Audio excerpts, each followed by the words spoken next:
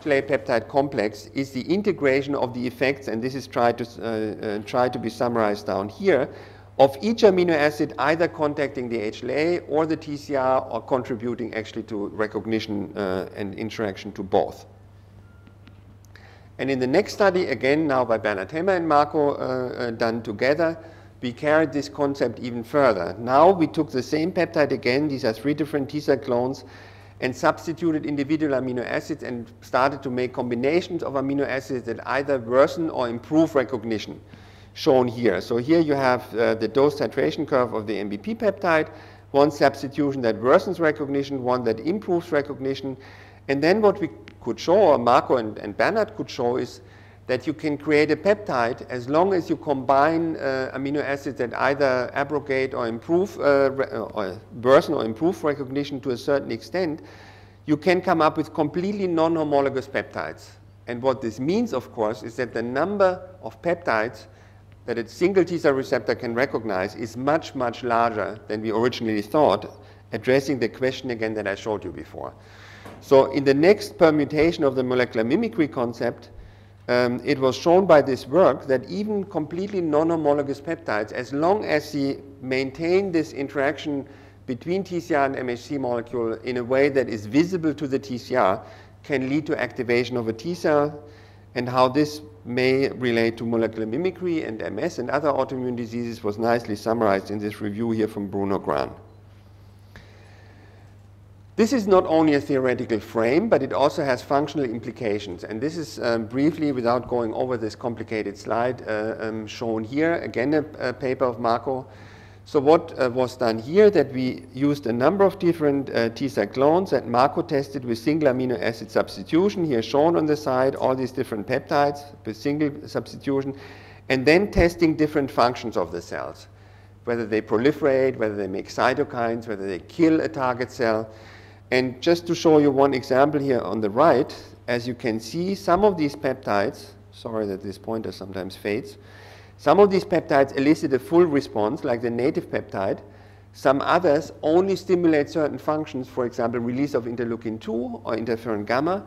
And some of them even lead to what is called T-cell receptor antagonism, meaning that this peptide that has a single amino acid substituted, if you offer it to the T-cell together with the native peptide, it will shut down the T-cell response completely.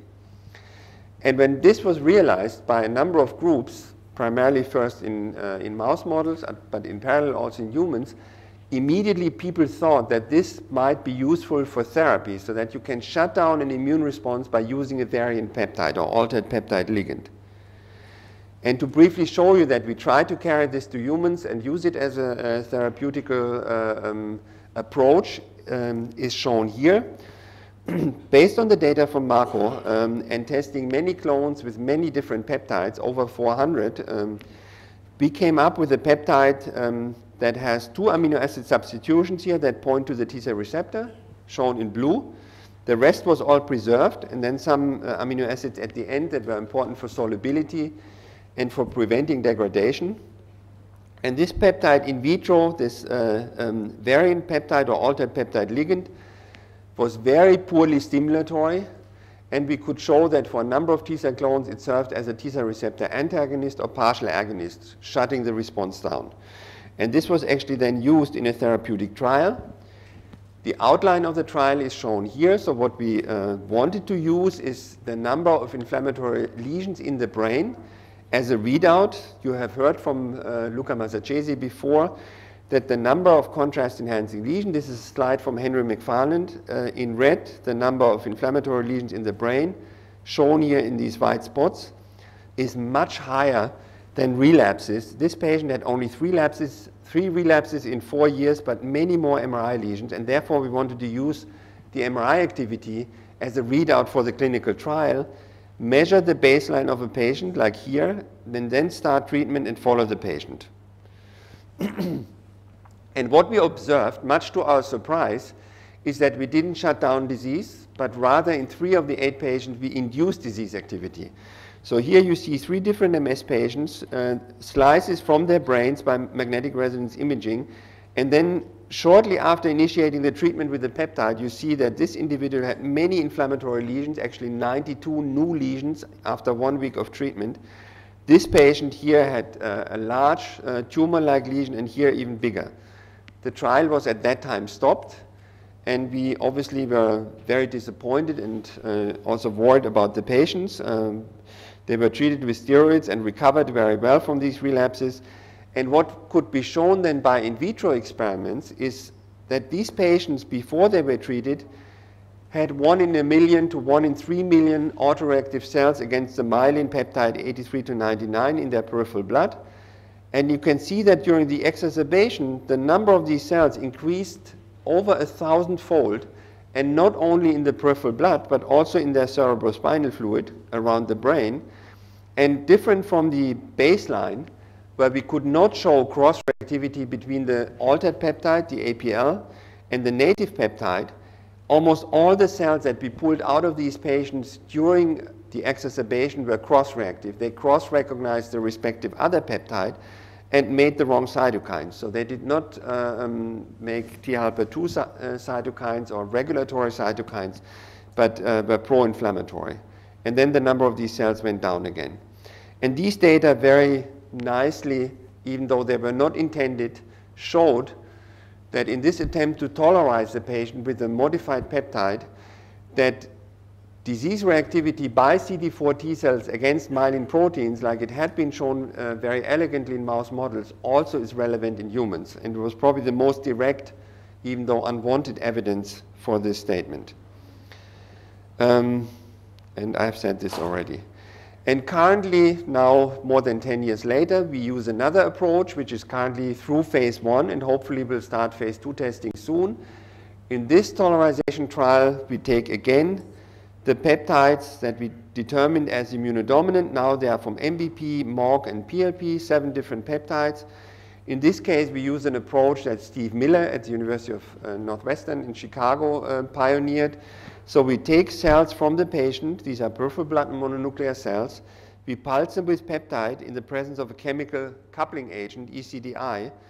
Then these cells undergo apoptosis, they are given back to the patient, die in the patient by this apoptotic mechanism, and then are then taken up by immature dendritic cells and presented in a tolerogenic way to the immune system, and hopefully will lead to tolerization. So this is done in sterile bags outside of the body of the patient under GMP conditions. And as I said, it is through phase 2, through phase 1, but we do not know yet whether it will also be efficacious. We know that it's safe, different from the other approach. What I want to say is that the work that Marco, Bernhard, and others pursued in the lab, we try to carry forward to also tolerize specifically in humans. Let me now say a few words about the phenotype and function of myelin basic protein-specific T cells, another aspect that Marco worked on. The cytokine secretion pattern, very important. Some CD4 T cells are important for protecting us against viruses. Intracellular bacteria, these are mainly Th1 cells. Others, Th17 cells, which have become a focus of attention during the last few years, are primarily important probably for protecting us against bacterial and fungal infections. And then there are cells like Th2 cells that are more important in defense against parasites or in allergy as a pathological condition. And CD4 T cells, even though this is poorly examined compared to CD8 cells, they are also able to lyse target cells, kill cells that present a foreign antigen. Just one slide from one of Marcos and Bernhard's Hemmer's studies. What was done here is that we took the T cell clone from a MS patient and we tested them for the release of several cytokines shown up here. At that time, a number of them that we look into now were not known yet. And what you can see here is that there were clones that were purely Th1. They made primarily interferon gamma and some other cytokines. And then there were cells that were of a mixed phenotype. They made both interferon gamma and IL-4. And almost all of them that we looked at also made IL-10, a regulatory or believed regulatory cytokines. Some of them you see, even when one looks at further Th2 cytokines, IL-5, that this clone is different from that one. So there's a tremendous amount of heterogeneity. And the simple boxes that we put these cells into and label them with Th1, Th2, and Th17, it's becoming more and more clear that these labels are insufficient to describe the heterogeneity of these cells in vivo. So this was important to understand what these T cells can make. Another important function that we focused on for quite some time and are now going back to was cytotoxic function. How T cells, in this case CD4 T cells, may kill a target cell, maybe also in the brain, and I will come to that. And what you see here is that, again, at this level, cells are very heterogeneous. These are all myelin basic protein specific T cell clones. TLA3A6 is completely non-cytotoxic. This is a killing assay where you see the percentage of lysis of target cells on the y-axis and the number of effector to target cells on the x-axis.